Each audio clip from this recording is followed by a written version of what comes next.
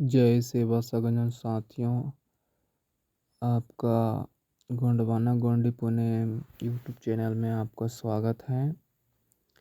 सभी सज्जन साथियों को जय सेवा जय जुहार। मात शक्ति पित शक्ति युवा शक्तियों को भी सभी को सेवा जुहार। पारी कुपालिंगो गोंडी पुणे दर्शन का अध्याय 14वां गोंडी नृत्य का दर्शन हम आज इस में पढ़ेंगे। और साथियों, आप ज़रूर से ज़रूर सुनते होंगे, चिंतन मनन जरूर करते होंगे। मैं आशा करता हूँ साथियों, देर न करते हुए टॉपिक पे आते हैं। अध्याय 14वां गोंडी नृत्य का दर्शन। कोयावासी गोंड समुदाय के गढ़जीवों का जीवन नृत्य गान से ओतपोत भरा हुआ है। उनके सभी सामुदायिक और धार्मिक विधियों में नृत्य गान का कार्यक्रम अनिवार्य होता है। नृत्य और गीतों के बिना उनके सभी कार्यक्रम फीके एवं निराश पड़ जाते हैं। गोंडी नृत्य का दृश्य इतना मनमोहक तथा स्फूर्तिदायक होता है कि प्रेक्षकों के दिलों में भी अपने जगह पर ही नृत्य गान करने की इच्छा जागृत हो जाती है। उनके नृत्य गीतों का तालबद्ध मधुर संगीत हर एक के मन को मोह लेता है। इस बात की पुष्टि निम्न गोंडी बाटा से होती है। गोंडी बाजाता की माया। इमा के जानवरन मुनिया, गोंडी बजता की माया। इमा के जानवरन मुनिया, गोंडी बजता की माया। गोंडी बजता लेंगे उंडे पटाना सुरेंग। गोंडी बजता लेंगे उंडे पाटाना सुरेंग। फड़ा फेपेली तापेंग, उंडे नगारा तानेंग। फड़ा फेपेली तापेंग, उंडे नगारा तानेंग। चुंडुर टिम किता टिम, उंडे नलगु जाता सूर। अद नेरा ताज में उंडे की करीता कूर। अद झनेरा ताज में उंडे की करीता कूर। इताल अहिता गोंडी बजता दुनिया, इमा के जा नावरन मुनिया। गोंडी बजता की मिया, गोंडी बजता की मिया। जीवाना मोदुर गूंगे मनसी हंता, जीवाना मोदुर गूंगे मनसी हंता। माती बिल में मासी सुन आसी हंता, माती बिल में मासी सुन आसी हंता। मेदुल उमले मासी जोसते वायता, नोया तपिला अद मरुगासी हंता। नोयता पिलहद गम मारुगासी हंता। इताल अहिता गोंडी सुर तगुड़िया, इमा के जा नावा के जानावा रन मुनिया गोंडी बाजाता की माया कलक ए दिले का डांट डकबटी कई के सहलाते सहारे माया कई सहाता ले है लहरे मैं नाले लुस की जिया ले आया तल्ला लटक जिसी ढोले माया ई ताल आया गोंडी ए दीना गुंजिया इमा केंजा नावारन मुनिया गोंडी बजाता की माया बंजेरे बरीली पुल पुल आयता कावी के जीले तरसे माया कनक सूली ले तार बिया जीवांग ए दिले माचे माया ई ताल आयता गोंडी रुजी ना रुजिया इमा केंजा गोंडी बजाए तकी माया सैली सैलान जवाना सिहा तोर रूज मासी रेला पटावरी तो रूजे मासी रेला पटावारी तो कायदे काय बीसी डाका वाटी तो नाले हले किसी लुस की जिया तोर इताल आए गाड़ी रंगीना रंगिया इमा केंजा गोंडी रंगीना रंगिया इमा केंजा युक्त गोंडी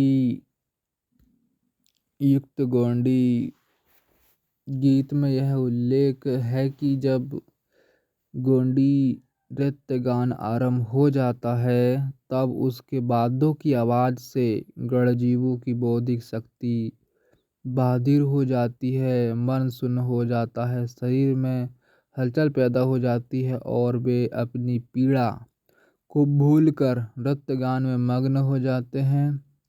गोंडी वाद्यों की धुन से पैर थिरकने लग जाते हैं, हाथ लहरने लग जाते हैं, कमर हिलने लग जाता है और सिर डोलने लग जाता है। जवान गीत गाने लग जाता है, जुबान गीत गाने लग जाता है, कान सुनने लग जाते हैं, आंखें केंद्रीभूत होकर देखने लग जाती है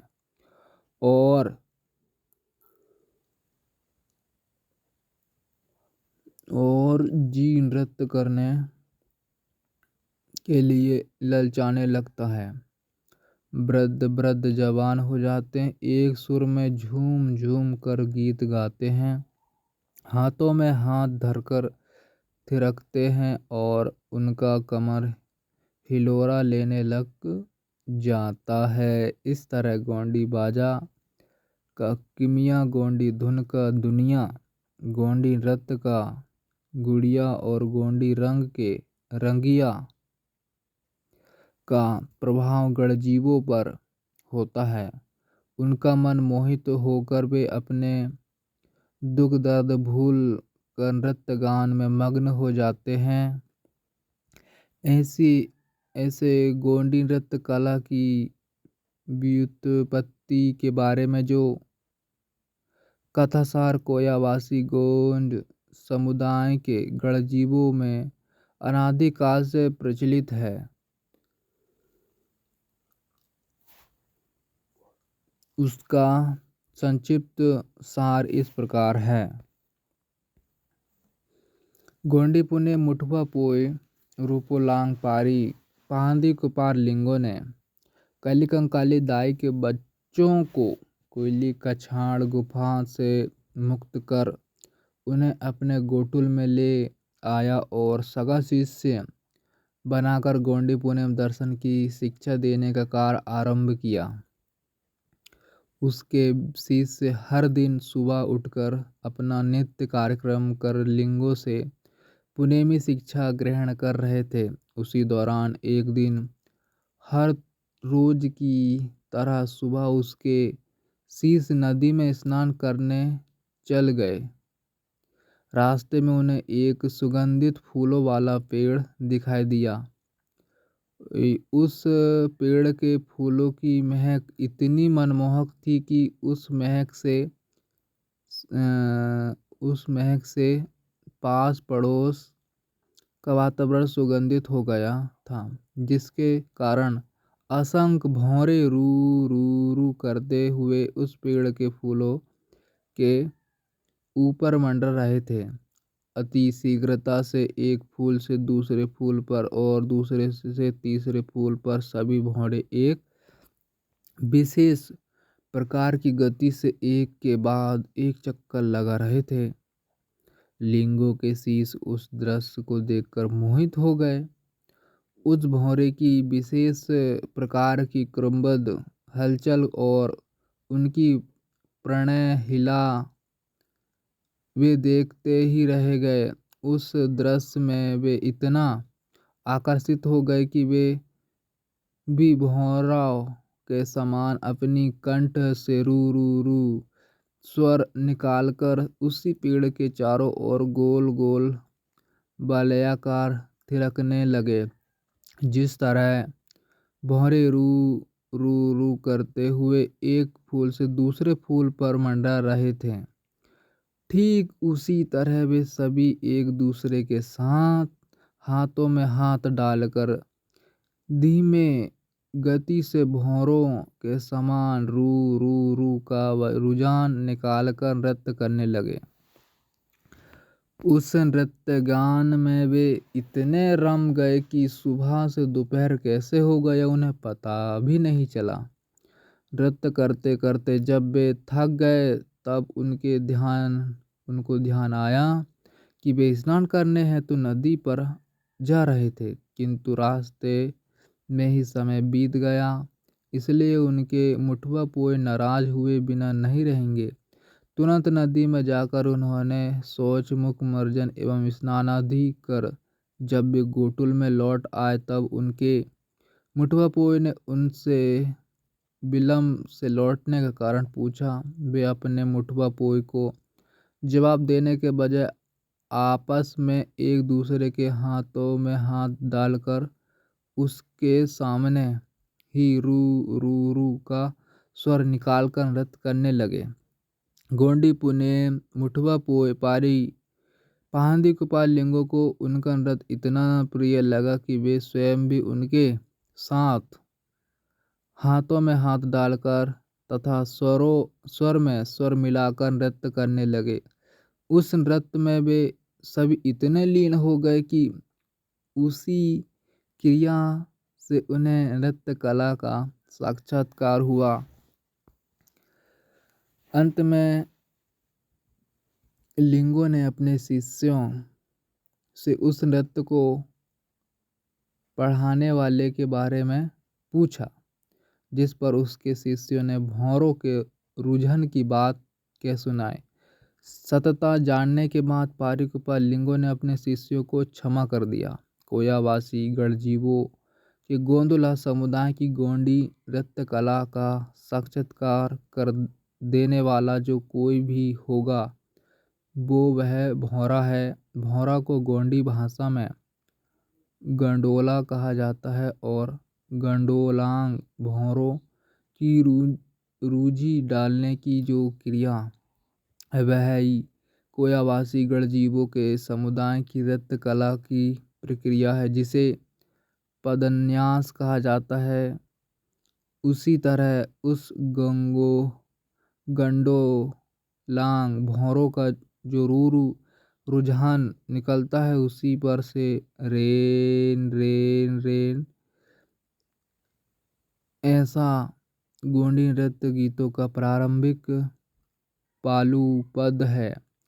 किसी भी संभाग में जाकर गोंडी नृत्य कला तथा गीतों के स्वरों का अध्ययन करने पर यह ज्ञात होता है कि गोंडी नृत्य कला तथा गीतों का स्वर और भौरों के रुझान में पूर्ण रूपेण साम्यता और सदृशता है।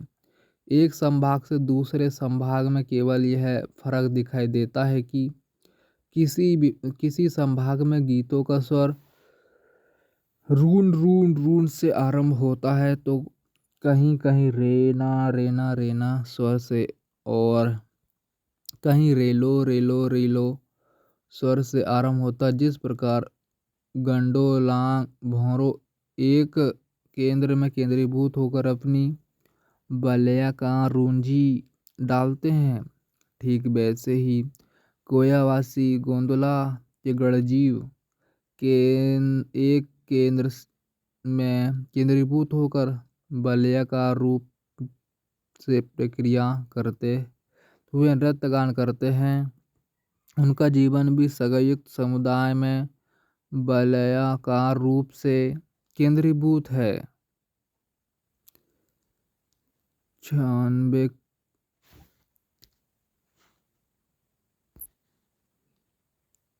57 वलय को गोंडी भाषा में गंडा कहा जाता है जिस पर से गंडोला या गोंदोला समुदाय शब्द बना है। ऐसा प्रतीत होता है जिसमें गोंडी में जो पाठ अंकित है उसे गोंडी भाषा में दाएं से बाएं गढ़ अलाल तोर मुद ओमाल ऐसा पढ़ा गया है जिसका अर्थ समुदाय का प्रथम व्यक्ति ऐसा होता है जिस पर से गंडोला या गोंदोला समुदाय शब्द बना है। ऐसा प्रतीत होता है। इस बात की पुष्टि सिंधु घाटी के उत्खनन से प्राप्त मुहर क्रमांक 26 और 45 से होती है। जिस क्रमांक में जो पाठ अंकित है उसे गोंडी भाषा में दाएं से बाएं गढ़ अलाल तोर मुद ओमाल ऐसा पढ़ा गया है जिसका अर्थ समुदाय का प्रथम व्यक्ति ऐसा होता है। युक्त पाठ में गंड के लिए वलयाकार चिन्ह अंकित है जिस पर से गौड़ समुदाय के वलयाकार रूप में केंद्रीभूत जीवन पद्धति की पुष्टि होती है। तो सगा साथियों इस वीडियो को यहीं अंत करते हैं। सभी को जय सेवा जय जोहार, जय भीम, जय संविधान, जय मूल निवासी, जय जोहार।